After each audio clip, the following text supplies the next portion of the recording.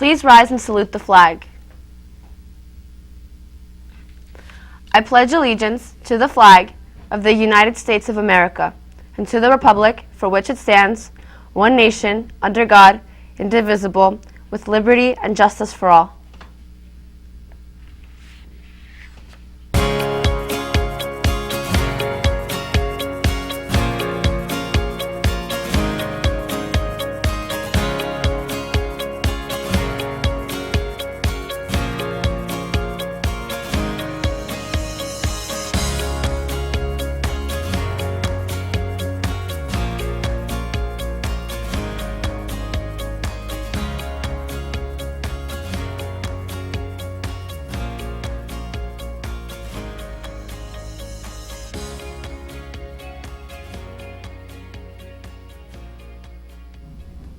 Good morning and welcome to RPtv. Today is Friday, November 1st, 2019. Yesterday, trick-or-treaters were given an opportunity to go out and have fun, but not long after that, a major storm blew in and created havoc for many people throughout the state. Soraya has that report. A strong storm with wind gusts of 50 miles per hour went through New Jersey last night, and many people were left without power. Officials from Madison declared a state of emergency, and all public schools in Morris County are closed. Statewide, more than 14,000 homes are without power as of 6:30 this morning. Parts of several major roads are closed, and a list of road closures and detours can be found at 511nj.org. Although winds have gone down to 20 to 30 miles per hour, wind advisories are still up today until noon, where winds can pick up to about 40 to 50 miles per hour again. There was a tornado warning in effect for parts of Middlesex, Minster, and Somerset counties, but it wasn't immediately clear if one actually touched down. Something new and possibly exciting is coming to Elizabeth. It's electric scooters, available for the public to use, as well as the police. Eli has the details. The city of Elizabeth will have a new form of transportation beginning on November 1st. A new program is starting to introduce over 400 lime-colored electric scooters across the city. These scooters will be available to the public very soon.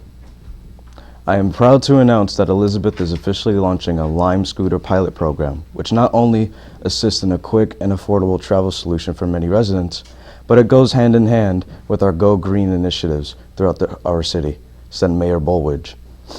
Whether you are using these scooters to commute or just going to lunch, these vehicles can help fill in the gaps between public transportation for hundreds of commuters each day, resulting in reduced traffic congestion, parking issues, and more. And now it's time for announcements. Creative Writing Club will meet right after school in room 107 and on November 12th. Starting November 12th. Tabletop Games Club will meet in the library after school on Wednesdays. Come check out a wide variety of board and card games. See Ms. Amorosa or Ms. Lemke for details. Art Club and National Art Honor Society will be meeting Fridays after school in room 102 during the school year. We are working on projects and sometimes exploring new media. Join us. There are several necklaces and rings in the main office. If you lost something, stop by the main office. If you are interested in purchasing a yearbook for $90, contact Mr. Fucci. There is a limited number of yearbooks available. RPHS Student Pantry. Thanksgiving Food Drive. There will be a non-perishable and canned food drive to collect food for the RPHS Student Pantry. You can drop donations off in the main office, nurse's office, and room 10. See Mrs. Arango with any questions. Collections for this drive will run until November 26th.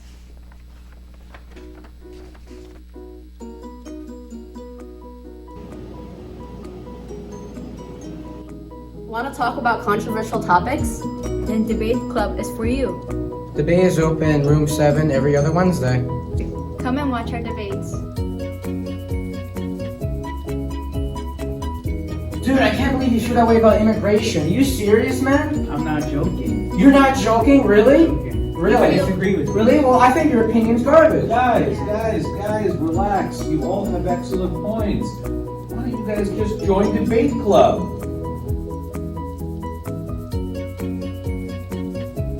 We hope to see you there. Most people don't realize it, but sometimes teenagers can do really good things and demonstrate concern for others. Let's go back to Soraya for that story. If you were walking down the beach and you came across a $10,000 ring, would you hand it in? That's exactly what happened to 18-year-old Brianne Sinks, a senior at Ocean Township High School. The teen was walking down Asbury Park last Saturday for a National Honor Society beach cleanup where she spotted the ring in the sand near Convention Hall. When Sinks spotted the 1.2-carat ring, she showed her mom, who recognized the manufacturing company's name on the ring, who was able to then eventually track the ring back to a family jewelry company owned by the Bagari family. The ring belonged to Tony Silva of Point Pleasant, who gave the ring to his fiancée 2 years ago, but he confirmed the ring has been lost as of last year. Tony was extremely grateful for Brianne Sinks and her family and is planning to return the ring back to his fiancée as a surprise. Stay tuned. We will be right back.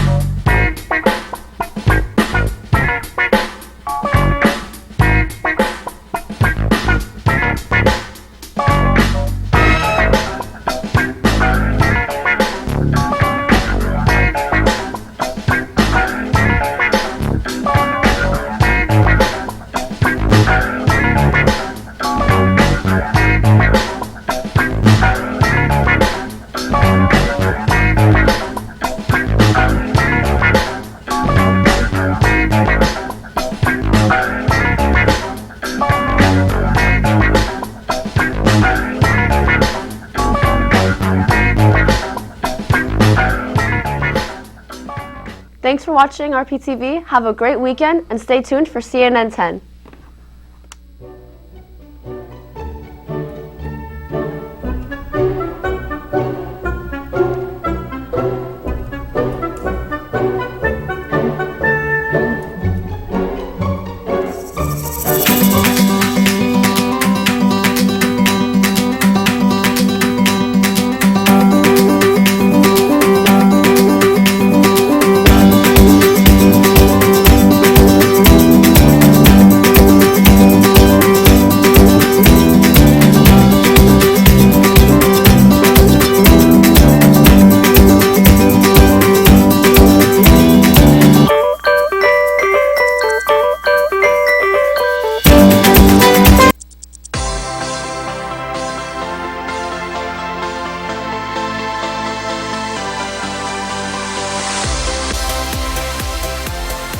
Hi, I'm Carl Azus, kicking off something special for you today on CNN 10. Why? Because Fridays are awesome.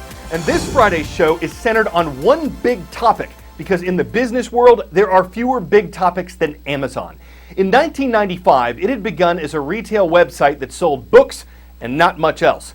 From there, well, it's grown a bit. Amazon sells most of the stuff you can buy at a mall and a grocery store and many other types of stores too. It offers online content, cloud computing, and it not only still sells books, it helps people publish them.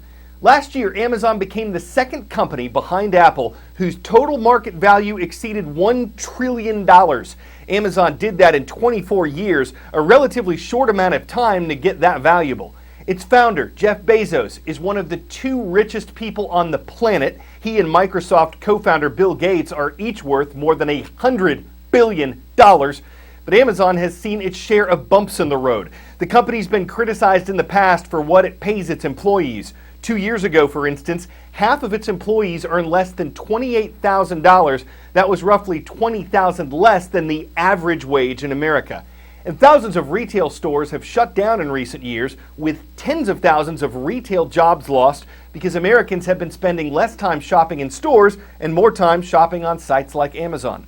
Also, privacy advocates have raised concerns about Amazon's Echo and the other smart speakers like it, because they're always listening. Who else could have access to your conversations besides Alexa? Amazon is massive. It has more than 650,000 employees around the world. It's complicated, like some of the challenges it's faced and created. It's also changing the way the world buys goods.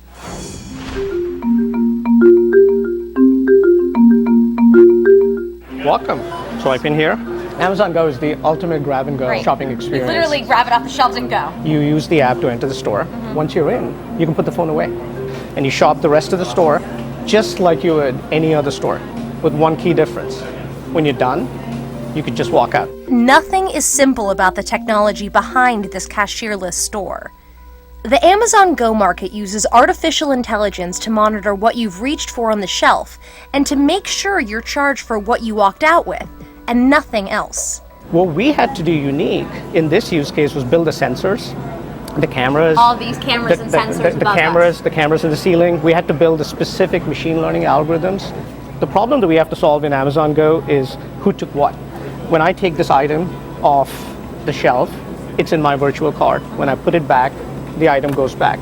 It's an easy problem to solve when you have a single person in the store, but when there's multiple people, a lot of products, if you look around, look very similar to each other. Right. So that's where the challenge comes in. The Amazon Go store is by no means the only place where Amazon uses AI. We've got hundreds of teams working on artificial intelligence programs across Amazon. Artificial intelligence, like machine learning, powers the simplicity that we always want to offer to our customers. Whether it's fulfilling orders or delivering packages, those teams are working constantly to improve the customer's experience. Inside Amazon's warehouses, AI is hard at work. These are Amazon Robotics drive units. Once a customer actually purchases an item, either on their mobile app or on their computer or laptop, the system identifies the pod where the item is actually located in a field, and the bot maps out the most efficient way through using machine learning to get that pod, which has that item that customer purchased, to the associate. So there's some people out there that will hear robots, machine learning, AI, and think jobs, they're going to be gone. What we've actually determined when we've actually deployed our solutions in our fulfillment networks is that we actually are relying a lot more on our associates. We've increased their efficiency, and it really gives them the ability to work on different tasks. And we've actually grown our associate employment across the globe to date. Alexa, order dog biscuits. And of course, one moment. The AI tool you're most familiar with, Here's what I found, is always learning new tricks. Achieving what Alexa is right now is a super hard challenge. Going from that to the future, I would like Alexa to respond to your mood, your sentiment, your feelings as expressed in your speech. The one key advantage we have is we now have so much more data. So is it a big challenge? Yes. Are we up to that challenge? Heck yes. In the evolution of Alexa, is it still in its infancy? Is it a toddler now, or is she a toddler now? An adolescent, teenager? Certainly hasn't graduated from college. No, AI hasn't graduated from college overall, right? And I think AI as a field is in its infancy. Think of it as a older toddler, who's going to grow up to be an adult that just stuns us with her brilliance, right? Is where we are. Is Amazon a monopoly? Well, it's not really an easy question to answer. First, you have to understand what the core tenet of Jeff Bezos' business philosophy is: patience. Go back to the original letter that Jeff Bezos wrote investors in 1997. He wrote that investors to Amazon shouldn't expect Amazon to operate like most companies, because Amazon wouldn't judge itself by short-term profits, the thing that almost every other company cares about, only the long term. And Bezos and Amazon stayed true to that. Its first few years, Amazon barely made a profit. It invested billions of dollars back into the business, and it just kept growing and growing and growing and growing. And now that patience has paid off with incredible profits over the last few years. We all know on some level what a monopoly is. We played the game. But in the context of antitrust law, it's a specific thing. It's meant to stop a company from forming that can dominate the market in such a way that competition is impossible. Those who do not think Amazon is a monopoly say that because Amazon is offering its customers lower prices, it can't possibly be an antitrust case. Those low prices are a benefit to consumer welfare, and it would be impossible to regulate exactly how low is too low for prices. The lodestar of antitrust enforcement is, how are consumers affected? Do consumers pay more? Do they have less choice? Then it's time for the antitrust cops to get on the beat.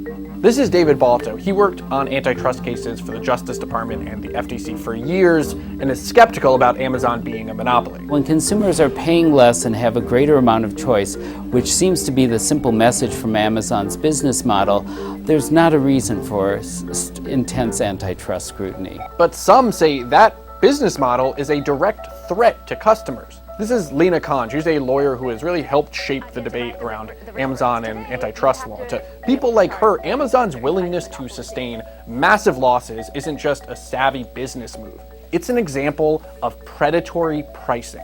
So predatory pricing is when a company prices a good below cost and is doing so basically in order to drive out its competitors so that it is able to kind of enjoy a dominant place in the market. All of those things are a really high bar for the government to prove, and because of that, a successful case on predatory pricing hasn't been litigated in decades. That's not for a lack of will. We certainly at the FTC and the Clinton administration had predatory pricing investigations. But at the end of the day, you have to convince yourself that consumers would be better off if you stop these practices. And that's like looking for a unicorn. But to those who do think Amazon right now is acting as a monopoly, the government's view of predatory pricing is outdated. The reality is with tech companies, you have a marketplace where that is winner take all. So if you're a Facebook or an Amazon or a Google, your main goal is to try and acquire as many users as possible at the very earliest stages, because once you have a lot of users, it's going to be much more difficult for rivals to divert users away from you. And so in that scenario, predatory pricing actually becomes very rational. It's important to note that the question of predatory pricing is really only one of the questions surrounding Amazon. There are also concerns about just how large Amazon has become as a business. So in addition to being an online retailer, it also is a huge content producer, is a book publisher, it has a huge cloud computing service. The fact that Amazon is involved in all these different lines of business positions it to use its dominance in the online space in order to benefit its other lines of businesses. And I think that's something that's really problematic. What we want from a consumer's perspective is for those people who provide services for us to use the bargaining leverage of having all those customers to lower costs as much as possible. And that's fundamentally what Amazon has done. So whether Amazon has an unfair advantage over its competitors, whether it's a monopoly, all those things are an open debate. But what is not a debate is right now, Amazon is winning.